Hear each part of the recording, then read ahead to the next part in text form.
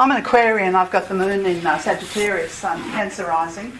I started studying astrology in 1977 in Brisbane. Been doing it ever since. I got very interested in esoteric astrology in the late 80s, and my primary teacher and my first teacher of esoteric astrology was the Tibetan in the Alice Bailey books. If you've seen any of the blue books, as they're called.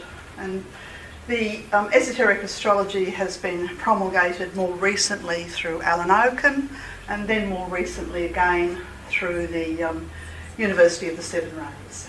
I'd have to say that what I've learnt about astrology has really come mainly from my students and from my clients, because I think that's the way I've learnt. I'm just looking for the thing that Zach gave me. Okay, so if you're talking about esoteric astrology, some of the fundamental principles that esoteric astrology is based on are, of course, personal responsibility. That's fundamental to all growth. The difference really between exoteric, which is the worldly astrology, how we operate in the three worlds of matter, how we operate in the physical world, in the emotional world, and the mental world, is quite different to esoteric astrology, which is the greater purpose and the reason behind not only this current incarnation, but our whole evolution. Yeah? So fundamentally, with esoteric astrology, one needs to have a group orientation. Yeah? It's not enough just to have personal responsibility. You need to have a group awareness. We also need to have a commitment to self-realisation, whatever we call that. Yeah? It could be to finding truth. It could be entering into the heart. And then the next fundamental principle is that we need to have a commitment to service. That doesn't mean any particular career path, but a capacity to be able to help others, whether we're paid for it or not. Yeah? Okay. It's a big universe. And when prior to incarnation, our soul, in combination and in consultation with the Board of Karma, chooses a time and a place and parents from which we can learn specific lessons. There's a divine plan. So the way I would look at astrology really is that the birth chart, the natal chart, is not just an isolated map. It's actually a starting point, and it holds within it, encapsulates within it, all of our soul history from the past, if we could only read it, and it also points out the soul history of where we're going. Okay. As I said, the Tibetan, otherwise known as the Lord DK, was initially my teacher in soul-centred astrology. And up on the back table there are a series of books which are a compilation of the Lord DK's teachings, on esoteric psychology. And when I first tried to study esoteric astrology, it did my head in. And the reason for this is that the whole rulership system's different. Yeah, so Mars doesn't rule Aries, Mercury does. Okay? So the whole rulership system's different. The relevance of the signs, mutable, fixed and cardinal, is completely different, and it's very hard to talk about in a few minutes. And I've been an astrologer for 15 years before I attempted to study esoteric astrology. Now I have Mercury in Aquarius square Saturn, so my fixed Mercury was going, what the? But my square to Saturn was going, just hang in there, just keep reading, just keep studying. Yeah? And it actually took me about an 18-month period to get my head around the old rulership system versus what I thought I knew about astrology versus this other system that I'd been bumping into intuitively. Yeah? So the way I did it, and this is my fixed Mercury, I had to kind of put aside the exoteric astrology and go, well, I'll give up being an exoteric astrologer and study the esoteric. Now, however many years down the track, I use both of them interpenetrated. And the reason for that is that traditional astrology, personal-centred astrology, is extremely useful for your relationships with your kids, for your job, for your money, for your health.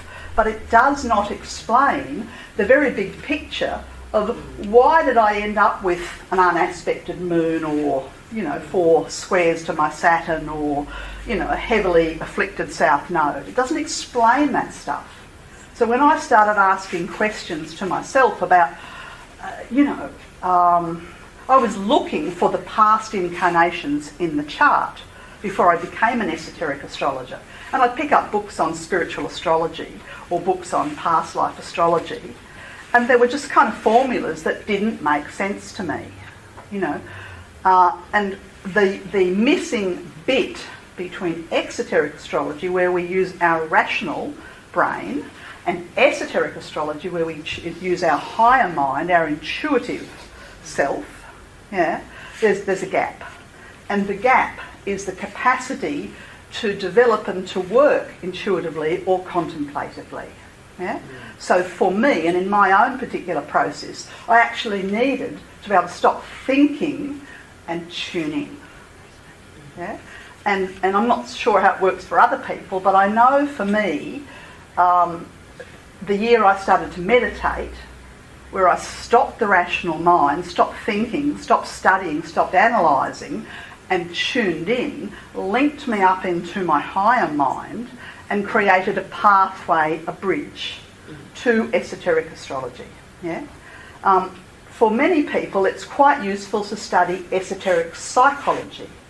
And this is an understanding, it's too much to go into tonight, of the 7 rays. And there are 7 colours of the rainbow, and 7 sacred planets, and 7 oceans, and 7 whatevers. And there are 7 rays which typify the psychology of humanity.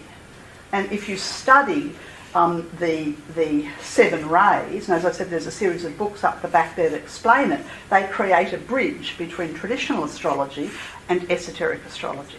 And if you don't study the 7 rays, you will never get esoteric astrology, because the 7 rays underpin esoteric astrology. Okay, and of course Alan Lee and Leo and Alan Oaken. And, we are meant to be co-creators. We're not meant to be separate from the Godhead. We're meant to be uncovering our own divinity. And part of this uncovering our divinity is to use all of our brain. There's absolutely no point only using the rational part of the brain. But in order to access the higher mind, you need to abandon the analytical and enter into the intuitive. And it's a process. And you don't know until you begin that process whether this is the first or the 10th or the 100th incarnation where you have been developing the higher mind. Okay, and I'm just going to pick a few little bits about esoteric astrology that are different. One of the fundamental principles of esoteric astrology is that all the planets in our solar system are classified as either sacred or non-sacred. And there are 3 planets in our solar system that are non-sacred, and no surprise, we live on one of them. We kill each other. Earth is one of the non-sacred planets in our solar system, as is Mars, as is Pluto. So therefore, Pluto governs, not surprisingly, the shadow. We all have a shadow, and it's easy to say, oh, well, it's just Scorpios who have bad behaviour, but really, humanity have a shadow, we all do, and it will be indicated in our charts by the position of Pluto, the position of Mars. They're non-sacred. So therefore, when our Pluto is activated, we have an opportunity to lighten up, to release part of our subconscious, to grow, to evolve. The planet Neptune, esoterically, has a higher vibration of Mars and is connected to the 6th ray of idealism and devotion. And we have to move through all the illusion and the glamours and the misinformation to find our own divinity. And as you know at the moment, Chiron and Neptune are conjunct in the sign of Pisces, and there's a lot of confusion and there's a lot of delusion and there's a lot of, oh my God, what's happened to the world? And some of us are struggling to come through that and to find compassion and to find our own divinity in the midst of the meltdown that's going on. And then Uranus. Uranus is extremely important at this period of history because we're entering into the age of Aquarius and we're changing from what's called a 6th ray focus to a 7th ray focus. And Uranus holds the keys to liberation. And so therefore, the older a soul, the more prominent will be the Uranus and the Neptune in their chart because they have this higher vibration. Yeah? And Uranus governs many things, one of which is Kundalini. We are evolving through a spiral. Yeah? Broad at the bottom, peaked at the top. And from my perspective, we're moving, the various stages of the spiral are denoted by various names. So you'll hear of the spiritual aspirants, or you'll hear of the spiritual disciples, or you'll hear further on of the initiates, or you'll hear of the ascended masters. Yeah? In terms of understanding one's own evolution, the ascendant is a very, very key point in terms of who controls the incarnation. Is it your ego, your personal self, your shadow self in control of your incarnation, or is it your soul and how much soul influence and soul radiation and soul light? And that will be seen in your chart by aspects to the ascendant and rulers of the ascendant. Either the exoteric ruler, see for instance I have Cancer rising.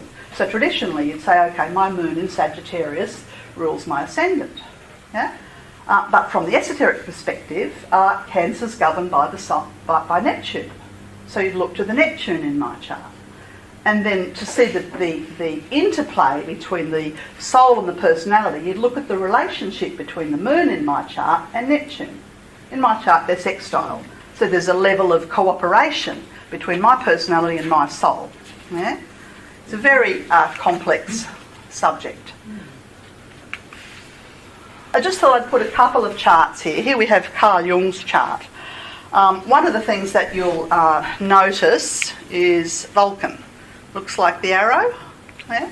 And it's a planet that hasn't been found close to the sun, which is associated particularly with very transformational spiritual growth, purification. Yeah? So Carl Jung has the Sun conjunct Vulcan with very wide conjunction there to Uranus. So, you know, having a strong Uranus sitting in the 7th house, he was throwing light on the shadow of humanity, you know, starting with his clients. The other thing that you'll see in esoteric astrology is the Earth, not to be confused with the part of fortune. Yeah? The Earth, which is actually the planet we're living on here, which esoterically talks about the Dharma, the sort of how we resolve our karma and live according to the light of our evolution. So you can see that his Earth is to do with making sense of the identity. Yeah? Here's his North Node in Aries. Normally you'd say, okay, well that's governed by Mars. There it is up there. And yes, it does have a connection. But the North Node is actually esoterically, Aries is ruled by Mercury. Yeah? So esoterically you'd look at his Mercury in Cancer and say, okay, well he's working with the subconscious and he's a pioneer in a field that is completely new. Yeah? So he's breaking ground in new fields. I could talk a lot about it. Here's the Moon and Pluto together. He's working this purification, that's the Pluto, to get rid of the shadow of the personality. The Moon holds the personality energy in esoteric astrology. A service to others is a huge subject. All I can say is I've written a little book on it called Joy of Service. It's up the back there and it outlines the vocational paths of the soul. It's a fascinating, fascinating subject. I've run out of time, I think. Let's look at the Dalai Lama. Okay, you see the Dalai Lama has Pluto on the South Node all. He's had a tremendous amount of renouncing to do. He's actually had to give up his homeland and all kinds of things. And it's been, for him, a purifying spiritual process to be able to do that. Yeah? Here's Libra rising, the Dalai Lama. Normally you'd say Venus rules it. No, esoterically, Uranus rules it. Yeah? So he's actually had breakthroughs by compassionately forgiving the enemies. Yeah? Yeah? So the Uranus indicates that this is a soul with a fairly strong degree of light, yeah? who's had major fundamental teachings is associated with kindness, loving kindness. Treat others as you would treat yourself. We have run out of time, so I won't hold you all up. I just would encourage you to think about studying esoteric psychology. Pick up any of the books of the Lord D.K., yeah? Because ultimately it's a deeper, more profound, bigger picture, and a very good building block to go from ordinary astrology through esoteric psychology to esoteric astrology.